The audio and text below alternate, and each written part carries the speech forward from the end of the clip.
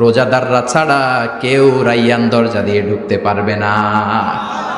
আবার বিশ্বনবী বললেন, একবার রাইয়ান দরজা দিয়ে ঢুকার সুযোগ যে পেয়ে যাবে চিরকালের জন্য তার গলার তৃষ্ণা মিটে যাবে।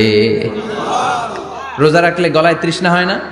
এই যে আল্লাহর খুশির জন্য এই তৃষ্ণাকে সহ্য করে আপনি রোজা রেখেছেন, এর ফলাফল হিসেবে রাইয়ান দরজা দিয়ে ঢুকা মাত্রই আপনার গলার তৃষ্ণা শেষ। জান্নাতের ভেতরে আমরা ঢুকতে চাই, শপিং মলে যখন আমরা ঢুকতে চাই কোন দিক দিয়ে ঢোকা লাগে? দরজা দিয়ে না, গেট দিয়ে। তো আমরাও জান্নাতের গেট দিয়েই তো ঢুকবো নাকি? আমরা জান্নাতের কোনো না কোনো গেট দিয়ে ঢুকতে হবে। বিশ্বনবী ফরমান, বুখারীর বর্ণনা, ইন্নালিল জান্নাতি সামানিয়াতু আবওয়াব, জান্নাতের ভেতরে 8টা দরজা আছে। কয়টা? বিশ্বনবী একবার সাহাবাদেরকে নিয়ে ওয়াজ করছেন, বলছেন তোমাদের মধ্যে এমন একজন ব্যক্তি আছে, এই ব্যক্তি